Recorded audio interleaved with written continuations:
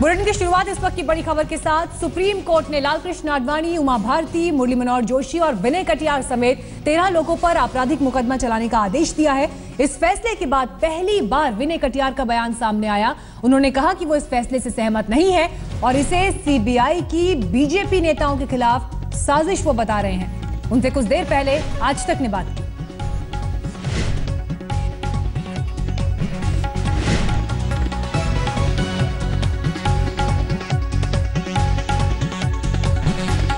तरह से सहमत नहीं हूँ, उसको खारिज करता हूँ, नए सिरे से खारिज करता हूँ।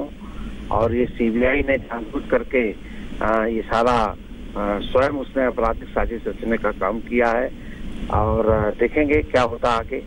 नहीं, क्यों आपको क्यों लगता है विनय कटियार जी, आपको क्यों लगता है कि ये सीबीआई की कोई साजिश है? नहीं लगता है। सीबीआई बहुत रच रही थी और उसमें वो सफल हुई है। अब देखेंगे, राम मंदिर के निर्माण का मामला है, उससे जुड़ा हुआ ये मामला है। नहीं, अगर ये सीबीआई की कोई साजिश था आपके कोई बीजेपी लीडर्स के खिलाफ, तो ये तो केस फिर बहुत साल पहले ही खत्म हो जाती। इस केस को तो 25 साल लग गए विनय कटियार जी। हाँ, लग गए हैं। अभी कितने लगेंगे पता नहीं जी। तो आपका तो एक बात बताइए, एक जो सवाल अब उठा जा रहा है कि जो उमा भारती है वो यूनियन वाटर रिसोर्सेज मिनिस्टर है, जो आपके एलके आडवाणी जी है, उनका नाम अभी प्रेसिडेंट के लिए भी प्रपोज किया गया था। तो उमा भारती जी को तो रिजाइन कर देना चाहिए। उनके खिलाफ तो ये क्रिमिनल कंस्पिरेसी चार्जेस अब नहीं, कोई रिजाइन करने की जरूरत नहीं। क्यों? कोई रिजाइन करने की जरूरत नहीं। देखा जाएगा, निर्णय आने दो। अभी तो अदालत के अंदर ट्रायल केस शुरू होगा ना। हाँ। इसके बाद जजमेंट आएगा, तब जजमेंट आएगा तो किसके साथ क्या होता है वो तब देखा जाएगा। तो कोर्ट के फैसले पर हालांकि बीजेपी टिप्पणी से बच रही है, लेकिन साथ ही अपने नेताओं पर सफाई देने से भी पार्टी चूक नहीं रही। लेकिन इस बीच हाजी महबूब जो पक्षकार थे इस मामले में, याचिकाकर्ता थे, उनके वकील से बात की हमारे संवाददाता अहमद अजीम ने। बाबरी मस्जिद विध्वंस मामले में सुप्रीम कोर्ट ने एक अहम फैसला सुनाया है। एलके आडवाणी समेत कई बीजेपी नेताओं के खिलाफ अब आपराधिक षड्यंत्र के तहत मुकदमा चलेगा।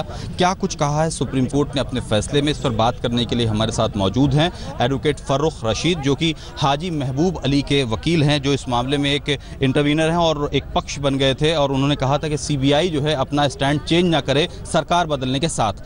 क्या कुछ कहा है सुप्रीम कोर्ट ने अपने फैसले में? आज सुप्रीम कोर्ट ने कई डायरेक्शन दिया है। उसमें से जो अहम डायरेक्शन है कि एफआईआर 198 रायबरेली से ट्रांसफर होकर लखनऊ आएगी, जिसमें आडवाणी, मुरली मनोहर जोशी वगैरह मुलजिम है। कितने लोग हैं टोटल? उसमें 13 लोग हैं और उनके खिलाफ जो है 120B का चार्ज विदिन 4 वीक्स फ्रेम होगा और डे टू डे ट्रायल होगा और 2 साल के अंदर ट्रायल कंक्लूड होगा और ट्रायल जज का ट्रांसफर नहीं होगा। यानी जो सेशन जज इस मामले की सुनवाई करेगा उसका ट्रांसफर नहीं किया जाएगा। डे टू डे बेसिस पे सुनवाई होगी। बिल्कुल सही। और अगर कोई एडजर्नमेंट होता है तो उसके लिए उसको अपने ऑर्डर में लिखाना होगा। हाँ, अगर कोर्ट को लगता है कि ट्रायल करना इम्पॉसिबल है तो उस ग्राउंड पे एडजर्नमेंट होगा, अदरवाइज कोई एडजर्नमेंट नहीं दिया जाएगा। देरी को लेकर कोर्ट ने कुछ कहा है? देरी को लेकर कोर्ट ने कुछ नहीं किया है, लेकिन देरी को देखते हुए कोर्ट ने 2 साल का जो टाइम फ्रेम किया है इसीलिए किया हुआ। राहत किसको मिली है अभी इसमें फिलहाल के लिए? इसमें कल्याण सिंह जो है एक अभियुक्त हैं, जो अभी वहाँ राजस्थान के गवर्नर हैं, उनको सुप्रीम कोर्ट ने बोला है कि आर्टिकल 361 में उनको इम्यूनिटी है। जब तक वो गवर्नर रहेंगे उनके खिलाफ ट्रायल नहीं प्रोसीड होगा, लेकिन जैसे ही वो गवर्नर पद से हटेंगे उनके खिलाफ चार्ज फ्रेम करके ट्रायल चलेगा। ठीक है। इसके अलावा और जो लोग जिनकी डेथ होगी उनके खिलाफ अबेट हो जाएगी? उनके खिलाफ मुकदमा अबेट हो जाएगा, उनके खिलाफ कोई प्रोसीडिंग नहीं होगी। ठीक है। ऐसे कितने लोग इसमें? इसमें 3 लोग हैं जो सुप्रीम कोर्ट के दौरान जिनकी डेथ हुई है, बाल ठाकरे साहब हैं और 2 लोग और हैं उसमें। इस मामले में अब इन नेताओं के खिलाफ मुश्किल किस तरह से बढ़ सकती है 120 भी ऐड होने के बाद? 120B के बाद जो चार्ज इनके ऊपर एडिशनल कंस्पिरेसी का लग जाएगा, इससे इनको ज़्यादा तकलीफ होगी। कितना इसमें जो है मिनिमम जो सज़ा है वो हो सकती है यानी? और इस पूरे मामले पर आरजेडी प्रमुख लालू प्रसाद यादव क्या कह रहे हैं, सुनिए। नरेंद्र मोदी पर कार्रवाई हो, अमित शाह पर, सब पर कार्रवाई हो, लेकिन एकमात्र बचाव करता लालकृष्ण आडवाणी। नरेंद्र मोदी का जो आगे सेहत ठीक हुआ कट्टरपंथ के तरफ, तो उसके पृष्ठभूमि में लालकृष्ण आडवाणी जी हैं, मतलब इनको बचाया। तो जो बचाया इसका उत्तर तो भाजपा के लोग देंगे, आडवाणी जी के शिष्य लोग देंगे, आरएसएस के लोग देंगे, उनके चेला सुशील मोदी देंगे बिहार के, और रविशंकर या जो भी देना होगा देंगे।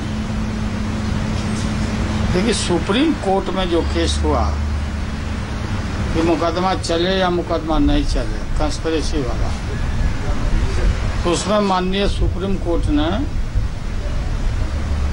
स्पष्ट कर दिया, अपने स्पष्ट नहीं किया, नरेंद्र मोदी के हाथ में सीबीआई है। सीबीआई ने खुद खड़ा होकर के और कहा कि नहीं, लोगों के ऊपर मुकदमा चलना चाहिए। अब तो कोई ऑप्शन नहीं है कोर्ट के पास। जब सरकार बोल रही है कि मुकदमा चलना चाहिए, ये तो उनके अंदरूनी मामले, उनके अंदर के खाने का ये सब खेला है। ईयर में बहुत चर्चा था कि इस बार आडवाणी जी को ये लोग राष्ट्रपति बनाएंगे, मार्केट में ही चर्चा था। तो इतना खतरनाक पार्टी है ये आरएसएस और ये बीजेपी, विश्व हिंदू परिषद, कि अपने परायों का भी ये ख्याल नहीं करता है। और बढ़िया से नार काट दिया आडवाणी जी का। अब तो राष्ट्रपति की चर्चा भी नहीं कोई करेगा उनका। ये बिल्कुल सोची समझी राजनीति, और ये तो उनका खुद सरकारें कर रही है, तो हम लोग तो नहीं कर रहे हैं। सुप्रीम कोर्ट में सरकार का सीबीआई अंग है, और जो सरकार चाहती है वो सीबीआई बोलता है। तो ये बहुत बड़ा राजनीतिक खेल जिन लोगों ने गिराया उनको सजा मिलना चाहिए। और विवाद में है बाबरी मस्जिद का मामला, ढहाने का बनेगा नहीं बनेगा, क्या होगा। देखिए अभी का जो एपिसोड है, जो माननीय सुप्रीम कोर्ट ने, सर्वोच्च न्यायालय ने जो फैसला लिया है कि लोगों के ऊपर मुकदमा चलना चाहिए, तो उसका बेस है सीबीआई, सरकार। और कोर्ट क्या कहेगा, सरकार का स्टैंड है कि नहीं केस चलेगा। और ये भी शायद कहा गया है माननीय सुप्रीम कोर्ट के द्वारा कि विदिन 2 years इसको ट्रायल करके आप फाइनलिटी आप करिए। 2 साल के अंदर इन चीजों को जांच लीजिए। तो हम तो लगातार सांप्रदायिक और कम्युनल फोर्सेस, फासिस्ट फोर्सेस के खिलाफ लगातार लड़ रहे हैं। संविधान के लिए लड़ रहे हैं, भाईचारे के लिए लड़ रहे हैं। कितने लोग, अब ये लोग तो है गुरु गोलवलकर का सब चेला है, सब गुरु गोलवलकर का बंच ऑफ थॉट में जो सब लिखा है। तो ये बिल्कुल जो है बहुत, हमने तो अभी न मांग किया था कि भाई यूपी चुनाव में जो अटल बिहारी वाजपेयी जो बेड पर गए, क्या कारण है, इसकी जांच होनी चाहिए। लोग ध्यान नहीं दिया। बड़े कदावर नेता अटल जी का हम लोग आदर करते हैं, तो आज बेड पर हैं। भाजपा में तो आजकल कोई तो नेता कोई चौक और चौराहा पर नजर नहीं आते। तो कहीं से जोगी निकल रहे हैं, कहीं से भोगी निकल रहे हैं, और सारे देश को लोग बिल्कुल तबाह तंग करके गांधी बाबा का हत्यारा, किस मुंह से ये गांधी जी का जयंती आ रहे हैं शताब्दी मनाने के लिए, बहाना बना रहे हैं। सारे फ्रीडम फाइटर्स आए थे देश भर के, ये लोग बहिष्कार करके बहाना बना करके अपमानित किया। फिर कट्टरपंथी लोग नाथूराम गौडसे हमारे बीच से गांधी को छीन लिया, और किस मुंह से हे राम कह के गांधी जी धरती पर गिर गए। और ये पूरा मामला, इसका अभी तक ये सब उत्तर अभी नहीं दे रहा है। एक तरफ गांधी बाबा का के नाम पर पाखंड करना। तो लालू यादव यहाँ पर उल्टा कटाक्ष केंद्र सरकार पर करते हुए, और ये कटाक्ष इसलिए भी क्योंकि लगातार ये सुर्खियां चल रही थी, ये बात हो रही थी कि लालकृष्ण आडवाणी, मुरली मनोहर जोशी, इनका नाम आगे अब प्रेसिडेंट पोस्ट के लिए ऑफर किया जा सकता है, प्रपोज किया जा सकता है। तो उस राह में भी ये एक बड़ा रोड़ा कोर्ट का फैसला।